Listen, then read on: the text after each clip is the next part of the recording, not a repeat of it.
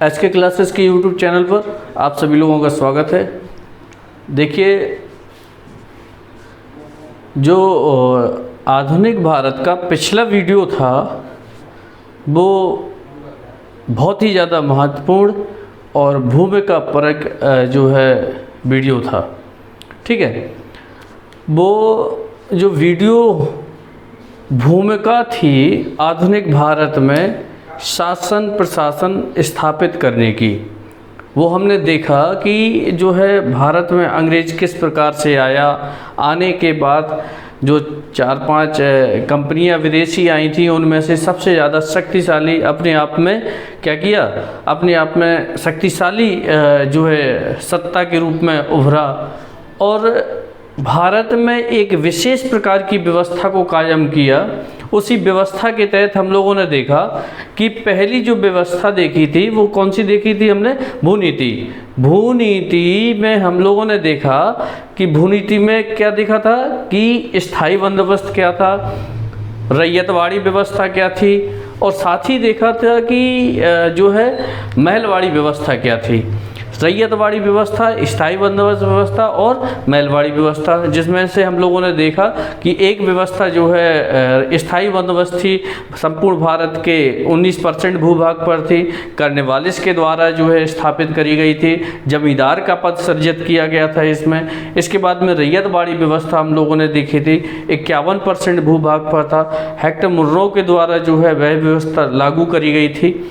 देखिए, इन व्यवस्थाओं के बाद जो हमने महलवाड़ी व्यवस्था देखी, ठीक है, महलवाड़ी व्यवस्था में जहां स्थायी बंदोबस्त में ब्रिटिश कंपनी के द्वारा जो टारगेट बनाया गया था वो बनाया गया था भूमि पर, कृषि पर, जहाँ पे अंग्रेज़ों ने देखा था कि भूनीति के तहत भारत की असली पूंजी का स्थापित थी तो वह कृषि में थी।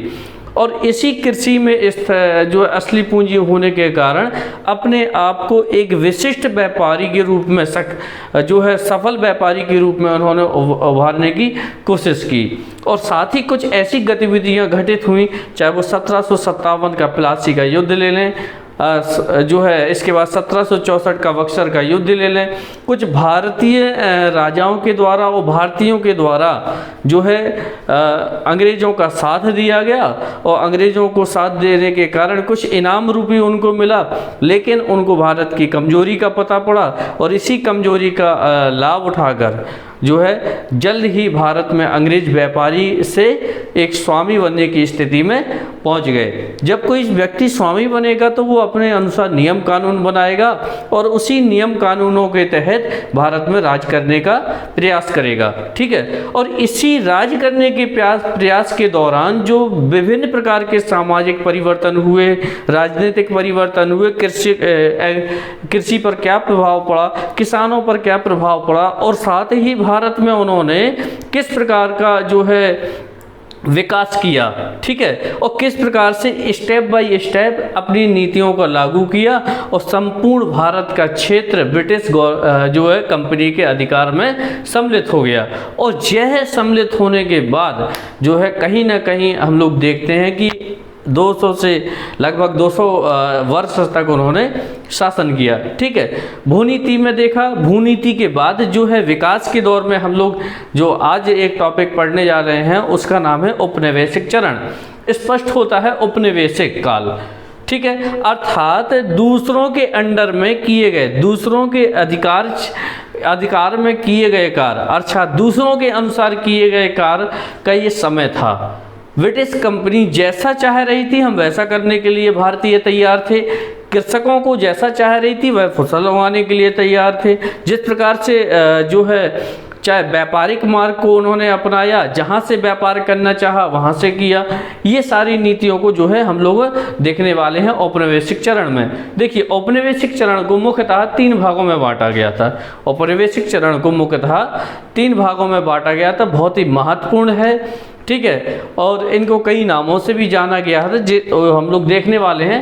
ठीक, औपनिवेशिक चरण को 3 भागों में बांटा गया था, जिसमें से पहला जो चरण था, ठीक, पहले चरण के रूप में हम लोगों ने देखा कि औपनिवेशिक चरण का जो पहला चरण था वह था वाणिज्यिक चरण।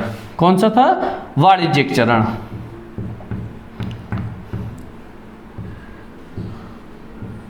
ठीक, वाणिज्यिक चरण। ठीक, वाणिज्यिक चरण था जिसका जो সময়काल था वो था 1757 से लेकर 1813।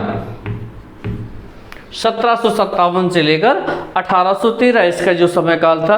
दूसरा जो समयकाल था इनका, दूसरा जो चरण था वह था औद्योगिक चरण। औद्योगिक चरण जिसका समयकाल जो है कई बार पूछा गया है 1813 से लेकर 1858। 1813 से लेकर 1858 कई बार पूछा गया। और इसी क्रम में तीसरा जो महत्वपूर्ण चरण था वह था पूंजीवादी चरण। पूंजीवादी चरण 1858 से लेकर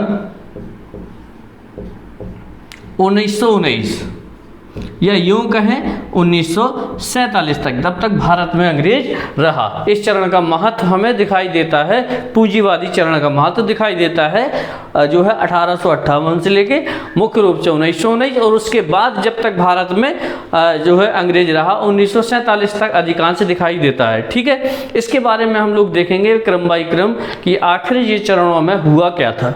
देखिए, नाम स्पष्ट हो रहा है वाणिज्यिक चरण। वाणिज्य अर्थव्यवस्था से संबंधित एक शब्द है। अर्थव्यवस्था भारत की किसमें निहित थी? जो है कृषि के क्षेत्र में थी, अर्थात कंपनी के द्वारा जैसा चाहे वैसा कृषि पर क्या किया गया? प्रभाव किया गया। इसी चरण के तहत विभिन्न प्रकार की अगर सामाजिक और इनकी राजनीतिक नीतियों को देखा जाए तो इस नीति के तहत वाणिज्यिक चरण को हम लोग देखने वाले हैं। जैसे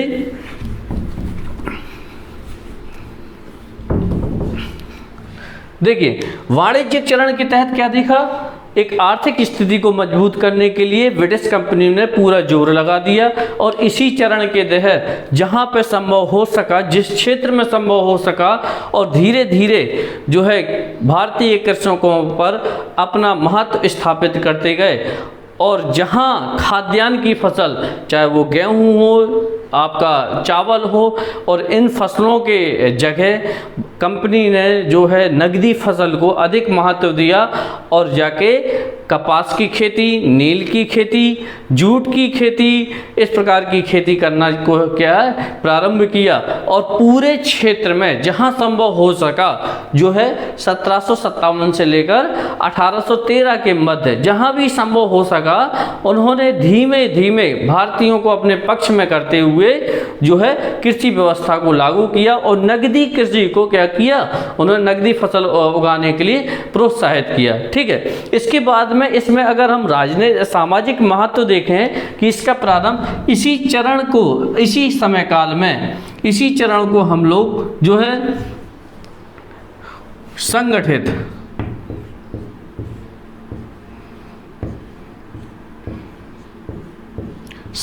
चरण, ठीक है ना, सुरक्षित सिद्धांत का चरण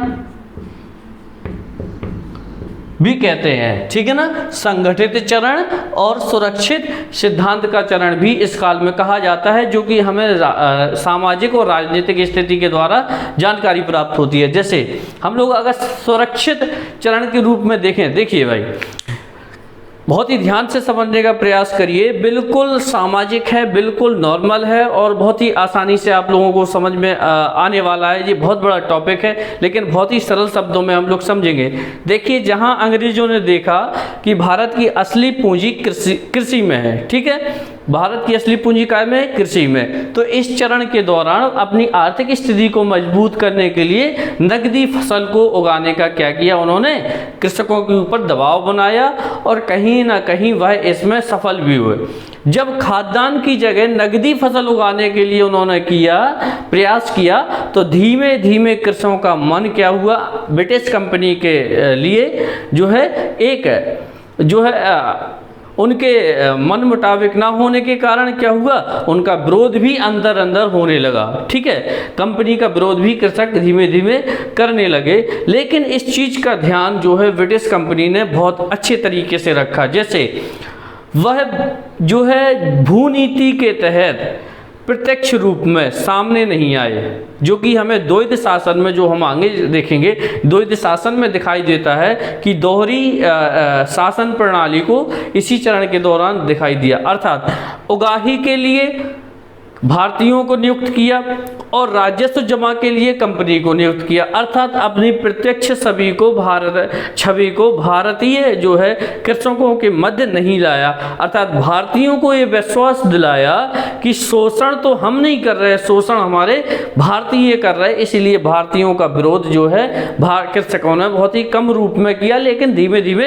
होने लगा था इस काल में। इसके बाद में हम लोग देखेंगे इसी चरण के तहत जो संगठित चरण जो शब्द आया है, कंपनी ने अपने स्वयं के लिए किया, और सुरक्षित सिद्धांत का चरण भी कंपनी ने अपने स्वयं के लिए किया। देखिए, इस समय भारत छोटी छोटी देशी रियासतों में बटा हुआ था। छोटी छोटी देशी रियासतों में क्या हुआ था, बटा हुआ था, और इसी संपूर्ण क्षेत्र को जो है अपनी सत्ता स्थापित करने के लिए, क्योंकि सत्ता स्थापित करने के लिए जो है धीमे धीमे प्रयास करने की स्थिति में थे ब्रिटिश कंपनी, और अपने आप को तो पीछे रखते, बैकफुट पर रखते थे, लेकिन नियम कानून लागू करने के लिए भारतीयों को प्रत्यक्ष रूप में रखते थे। ठीक है, इसीलिए अपने आप को उन्होंने सुरक्षित किया। ठीक है ना, कि भारतीयों की छवि ही धूमिल हो, भारतीयों को ये लगने लगे कि जो इनका शोषण किया जा रहा है किसानों का, वो भारतीयों के द्वारा ही किया जा रहा है। इस स्थिति को उन्होंने रखा। साथ ही जो है संगठित चरण, जब इन्होंने एक राजा को रजवाड़े को सुरक्षा की स्थिति मुहैया कराई, सुरक्षा की स्थिति मुहैया कराने के दौरान राजा का जो है झुकाव अपने ऊपर कर लिया, कंपनी ने अपने पक्ष में कर लिया, और अब जब चाहे जैसा चाहे कंपनी जैसा निर्देश देने लगे, वैसे ही जो है आपका राज रजवाड़े करने लगते थे। अर्थात जैसे मान लो एक कंपनी ने उनकी सुरक्षा की जिम्मेदारी ले ली राज रजवाड़े की, लेकिन वो सुरक्षा करने के लिए एक शर्त रखते थे कि अगर हम आपकी सुरक्षा करेंगे तो आपका ये महत्व है कि आप जो भी संधि समझौता करेंगे हमारे बिना नहीं करेंगे, हमारे बिना पूछे नहीं करेंगे, और साथ ही जो भी युद्ध करेंगे हम भी आपका सहयोग करेंगे। और इसी के तहत एक राजा के साथ मिलकर दूसरे राजा को हराया, उन दोनों के साथ मिलकर तीसरे को हराया, और कहीं ना कहीं अपनी सत्ता स्थापित करी। ठीक है, आप लोगों ने एक जो है देखा कि लॉर्ड वेलेजली का चरण ही इसको इस समय देखा गया। लॉर्ड वेलेजली ने, याद रखिएगा कई बार क्वेश्चन आया है जो है इसके तहत, लॉर्ड वेलेजली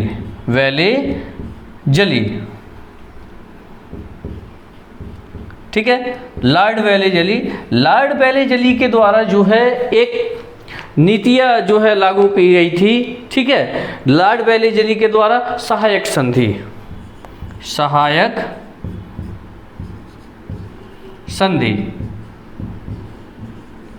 कई बार क्वेश्चन में पूछा गया कि भारत में सहायक संधि का जन्मदाता किसको कहा जाता है, तो लॉर्ड वेलेजली को कहा जाता है। लॉर्ड वेलेजली ने सहायक संधि किस चरण के दौरान करी थी? औपनिवेशिक चरण के दौरान की थी।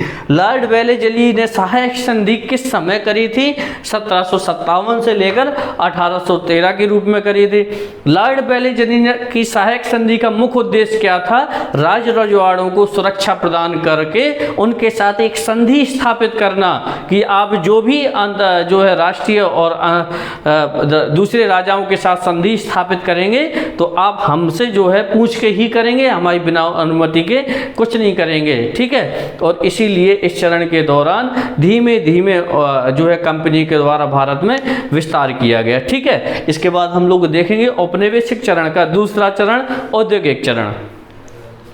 औद्योगिक चरण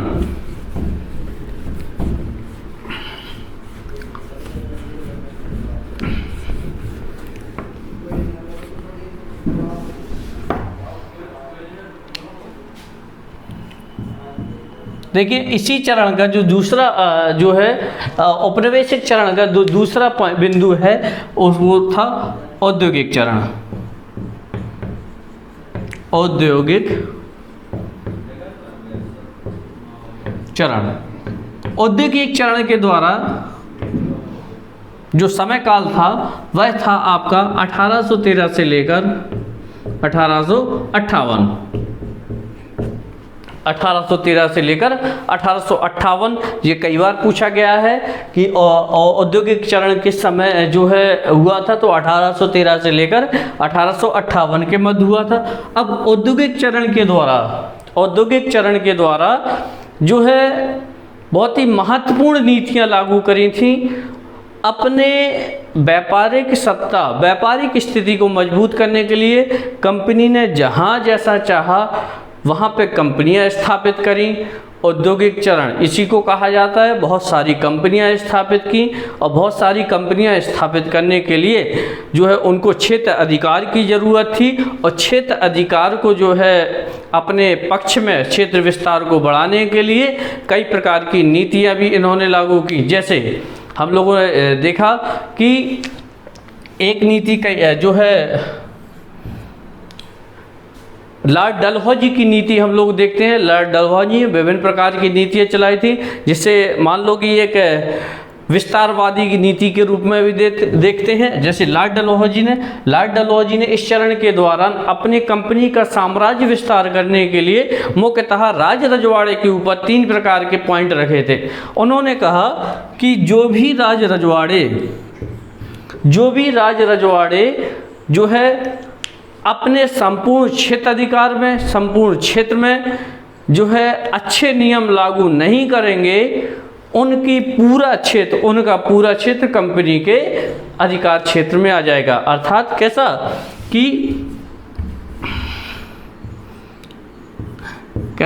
नियम कानूनों के आधार पर, नियम कानून कैसे आधार पर कि अगर कोई राज रजवाड़े अपने साम्राज्य में अच्छे नियम कानून लागू नहीं करता है तो वह संपूर्ण क्षेत्र अधिकार कंपनी के पक्ष में चला जाएगा। एक विस्तारवादी नीति का ये पहला चरण था। दूसरा जो है इसी नीति के तहत दूसरा चरण जो वह था क्या, देशद्रोह का चरण। ठीक है, इस चरण के दौरान अगर कंपनी को ये लगने लगे कि नियम कानूनों के विरुद्ध जो है कोई भी राज रजवाड़े अपने साम्राज्य विस्तार नीतियों का अलग संधि समझौता का, जैसे हमने लॉर्ड वेलेस्ली में देखा कि सहायक संधि में ये था कि एक कंपनी किसी भी राज रजवाड़े की अगर सहायता करती थी तो एक शर्त रखती थी कि जब तक हम नहीं चाहेंगे तो आप किसी के साथ संधि समझौता नहीं कर सकते। ये नियम था कंपनी का। मान लो कि अगर इस नियम को वो जो है राज्य क्षेत्र अर्थात देशी रियासत कोई भी राजा इस नियम को नहीं मानता था तो उसके ऊपर देशद्रोह का आरोप लगाकर उसका संपूर्ण क्षेत्र अधिकार को जो है कंपनी में मिला लिया जाता। और तीसरा जो महत्वपूर्ण था वह पॉइंट था आपका कि गोद लेने वाली प्रथा, दत्तक पुत्र लेने वाली प्रथा को समाप्त करना। दत्तक प्रथा को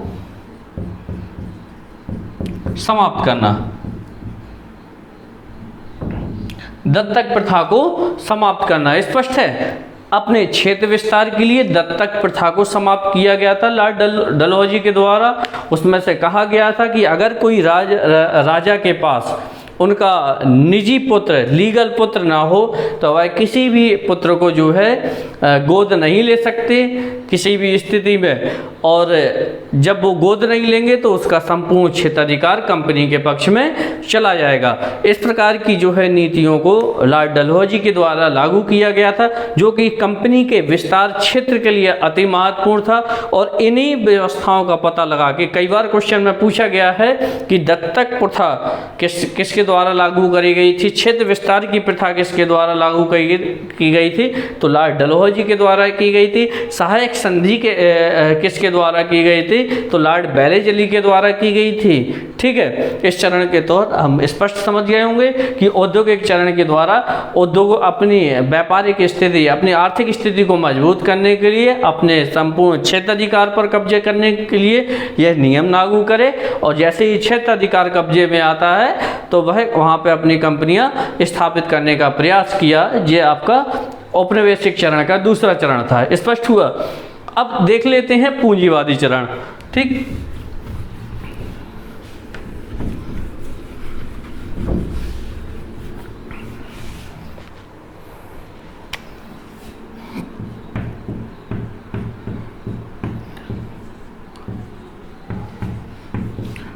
पूंजीवादी चरण जिसका समय काल था 1858 से लेकर 1947 जब तक भारत में अंग्रेज क्या किए थे, राज्य किए थे। यह आपका औपनिवेशिक चरण का तीसरा महत्वपूर्ण चरण था। स्पष्ट हुआ। इस चरण के दौरान नाम से स्पष्ट होता है पूंजीवादियों का चरण था। पूंजीवादियों का चरण देखिए एक बहुत ही महत्वपूर्ण है, सामाजिक बात है, और इसके बहुत ही सिंपल तरीके से समझने का प्रयास करिए। देखिए फिर से मैं बताता हूँ वही लाइन कि भारत में जो अंग्रेज आया था उसका मुख्य उद्देश्य था भारत में व्यापार करना। क्यों भारत को ही चुना था, तो इसलिए चुना था क्योंकि भारत को ब्रिटिश या कोई भी विदेशी कंपनी एक कच्चे माल उत्पादक के रूप में देखती थी, और इसी कच्चे माल उत्पादक के रूप में सस्ता माल होने के कारण, उचित और सस्ती रेट की मजदूरी होने के कारण इस भारत को उन्होंने सबसे ज़्यादा महत्व दिया। और साथ ही यहाँ की जो वास्तविक परिस्थितियाँ थीं वह भी उनके अनुकूल थीं, अर्थात वो जहाँ पे चाहे छोटा सा प्रयास करने के दौरान कंपनी और बाकी क्षेत्राधिकार को अपने कब्जे में ले सकते थे। देखिए हमने भूनीति के तहत 3 चरणों में देखा, और इन्हीं 3 चरणों के दौरान आप लोगों ने देखा कि कंपनियों के द्वारा व्यापारिक लाभ अत्यधिक कमाया गया। भारत से कच्चे माल को लिया गया, ब्रिटिश कंपनी ने ब्रिटेन भेजा, और वहाँ देखिए ब्रिटेन कंपनी में ब्रिटेन भेजा और भारत में तुरंत पक्का माल बनाकर भारत में बेचा, अर्थात दोहरे लाभ। जैसे कैसे दोहरा लाभ, ये कि क्षेत्राधिकार भारत के कब्जे में था ही ब्रिटिश अधिकार क्षेत्र, अब कर के रूप में यहाँ से पैसा कमाते थे ब्रिटिश कंपनी, और इसी कर के पैसे से कच्चे माल को खरीदते थे, अर्थात भारत के पैसे से ही कच्चे माल को खरीद लिया। ये पहला लाभ इनका हो गया।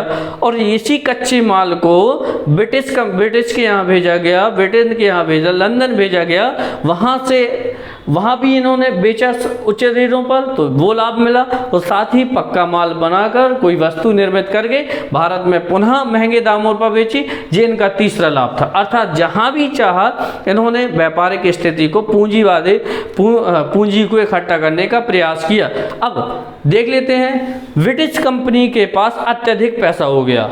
ठीक है, ब्रिटिश कंपनी के पास अत्यधिक पैसा हो गया, और जब किसी भी लोगों के पास पैसा हो जाता है तो देखिए ये स्वाभाविक बात है कि वह अपने पैसे का निवेश करना चाहता है, अर्थात वह चाहता है मैं अपने अत्यधिक पैसे को कहीं ना कहीं किसी क्षेत्र में लगाऊं और पैसे को लगाकर और अधिक लाभ कमाने का प्रयास करूं। ठीक है, औपनिवेशिक चरण के दौरान पूंजीवादी चरण में ब्रिटिश अधिकारियों के पास अत्यधिक पैसा, कंपनी के पास अत्यधिक पैसा हो जाने के कारण भारत में उन्होंने निवेश करने का प्रयास किया, और निवेश करने के दौरान उन्होंने भारत में कई अच्छी चीज़ें भी बनाई। ठीक है, और नकदी फसल उगाने के लिए किसानों का शोषण भी किया। अच्छी चीज़ों का मतलब जैसे पूंजीवादी कई फैक्ट्रियां स्थापित करी, फैक्ट्रियों के साथ साथ कच्चे माल को जो है एक स्थान से दूसरे स्थान पर भेजने के लिए रेल निर्माण भी किया, जहाज़ों का भी अत्यधिक प्रयास किया, जो है बनाने का प्रयास किया, और साथ ही वह जो है प्रयास अत्यधिक होने के कारण क्या हुआ, जाके व्यापारिक अंतर्राष्ट्रीय स्तर पर भी उसको बेचने का प्रयास किया। अर्थात कह सकते हैं कि इस चरण के दौरान उद्योगपतियों ने भारत में पूंजी का निवेश करके क्या किया, पूंजी का निवेश करके पूंजी को बढ़ाने का क्या किया, प्रयास किया। ठीक है, पूंजी को बढ़ाने का प्रयास किया और इसी पूंजी को निवेश के कारण ही भारत में विभिन्न उद्योग केंद्रों का निर्माण हुआ, रेल निर्माण हुआ, यातायात जहाज लाने का निर्माण हुआ, स्पष्ट हुआ। ठीक है ना। हम लोगों ने तीनों चरण को बहुत ही आसानी से देखा। बहुत ही सारे क्वेश्चन यहाँ से फंस जाते हैं सीधे सीधे, और इसकी भाषा एकदम से सिंपल है। देखिए, अब इसके बाद हम लोग एक विशेष प्रकार की बात करेंगे। आपने भूनीति चरण देखा। भूनीति चरण के दौरान आपने क्या देखा? औद्योगिक चरण, औपनिवेशिक चरण देखा। इन चरणों में एक विशेष प्रकार की समानता है। वह समानता ये है कि भारतीयों का अत्यधिक शोषण किया गया। समरी अगर देखें तो, चाहे वो कृषि क्षेत्र में हो, ठीक है ना, चाहे मजदूरी क्षेत्र में हो। देखिए, जहाँ मजदूर काम करते थे वहाँ पे मशीनों को स्थापित किया, इसलिए बेरोजगारी अत्यधिक बढ़ गई। ठीक है ना। इसके बाद में जहाँ खाद्यान्न फसल के रूप में भारत का प्रयोग करते थे, वहाँ नगदी फसल उगाने का प्रयास किया, और नगदी फसल उगाने के लिए किसानों का शोषण किया गया, अत्याचार किया गया। इससे किसान अत्यधिक दुखी हुए। अर्थात स्पष्ट दिखाई देता है कि एक वर्ग जो था, जो किसान था, वो दुखी हो गया। एक वर्ग वह था जो मजदूर वर्ग था, वह भी दुखी हो गया। अर्थात जब ये सारे दुखी होंगे तो इस काल में छोटे बड़े कहीं ना कहीं विद्रोह भी होना प्रारंभ हुए, जो कि ब्रिटिश कंपनी के दौरान ही थे। ठीक है ना। और इसी विद्रोह का परिणाम ही क्या था? 1857 की क्रांति। 1857 की क्रांति इन्हीं सारे शोषण के विद्रोह का ही परिणाम था। ठीक है। और इस 1857, चाहे आपने मोपला विद्रोह ले लिए, कोल विद्रोह ले लीजिए, सारे ना सारे कहीं ना कहीं ब्रिटिश कंपनी के द्वारा, ब्रिटिश अधिकारियों के द्वारा किए गए शोषण का ही परिणाम था। देखिए, जब इन्होंने काफ़ी चरण स्थापित किए तो मैं थोड़ा सा एक विशेष प्रकार के महत्व को भी बताऊं कि राजनीतिक महत्व के साथ साथ सामाजिक, धार्मिक सभी क्षेत्रों में क्या हुआ, सभी क्षेत्रों में ब्रिटिश कंपनियों का हस्तक्षेप हुआ।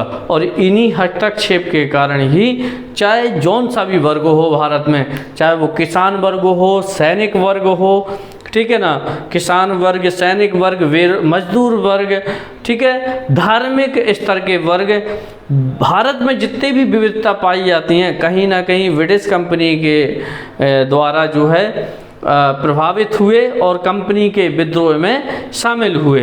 ठीक है। और इसी विद्रोह के रूप में हम लोगों ने द्वैत शासन को भी देखा। द्वैत शासन के दौरान जो है विभिन्न प्रकार का और भी अत्यधिक शोषण किया गया। वह विद्रोह जो है शोषण की सारी सीमाएं कंपनी के द्वारा पार करी गई। द्वैत शासन में कर्नवालिस के द्वारा, द्वैत शासन में अभी अगले वाली वीडियो में देखेंगे कि द्वैत शासन के द्वारा इतना अत्यधिक शोषण किया गया था ब्रिटिश अधिकारी के द्वारा कि कर्नवालिस ने एक कथन बोल दिया था कि भारत में अत्यधिक शोषण किया गया है, अत्यधिक शोषण हो रहा है, जहाँ पे लोग नहीं घूमते, जो है कंकाल तंत्र घूमते हैं। अर्थात स्पष्ट होता है कि कर्नवालिस ने भारत के मनुष्यों, शोषित मनुष्यों को, शोषित व्यक्तियों को कंकाल का रूप दिया। अर्थात वह शारीरिक रूप से भी कमज़ोर थे। कई प्रकार की इस प्रकार से जो है नीतियां लागू की। ठीक है। और आगे चल के जो विद्रोह होता था वो 1857 का विद्रोह है। इतिहास का बहुत ही महत्वपूर्ण भाग है। ठीक है। और इस भाग देखिए, कोई भी अगर विद्रोह होता है तो वो कोई एक कारण का जो है पर्याय नहीं होता है, कई कारण उसके पक्ष में होते हैं। अकेला 1857 ही ऐसा नहीं था जो है भारतीय इतिहास में कि यही विद्रोह था, लेकिन हाँ, ये अन्य विद्रोहों से अलग विद्रोह था। कारण क्या था कि इसके पहले जो विद्रोह हुआ करते थे, मान लो कि कृषक विद्रोह था तो किसान अकेले सम्मिलित हैं, मजदूर विद्रोह हुआ तो मजदूर अकेले सम्मिलित हैं, सैनिक विद्रोह हुआ तो सैनिक जो है विद्रोह था। लेकिन जो 1857 का विद्रोह था, इस विद्रोह में सैनिक वर्ग, मजदूर वर्ग, जो है आपका बेरोजगार वर्ग, हाँ, सारे लोगों ने इकट्ठा होकर सम्मिलित किया और कहीं ना कहीं अपने लीडरशिप को भी आगे बढ़ाया, जो कि इतिहास में अब एक अलग ही महत्व रखता है। इस विद्रोह को पहला स्वतंत्रता क्रांति भी कहा जाता है कुछ इतिहासकारों के द्वारा कि यह इतिहास की पहली स्वतंत्रता क्रांति थी, ठीक है ना। कई इसको सैनिक विद्रोह का नाम देते हैं, कई इसको मजदूर कृषक विद्रोह का भी नाम देते हैं। ये आगे वाले जो है वीडियो में हम लोग देखेंगे और बहुत ही मज़ा आने वाला है, बहुत सारे क्वेश्चन फंसने वाले हैं। और आप लोगों ने देखा होगा कि उत्तर प्रदेश सरकार के द्वारा 2 से 3 महीने में बहुत सारियां भर्ती भी निकालने वाले हैं क्रम बाई क्रम, जिसका अध्ययन जो है करते रहिए और क्वेश्चनों का भी जो है प्रयास करते रहिए, क्वेश्चन को हल करने का प्रयास करिए। और जो भी समस्या हो जो है टेलीग्राम चैनल पर अपनी समस्याओं को शेयर करिए और कहीं ना कहीं आपके कोचिंग संस्थान मदद करेगा, क्वेश्चन फंसेंगे। ठीक है, धन्यवाद।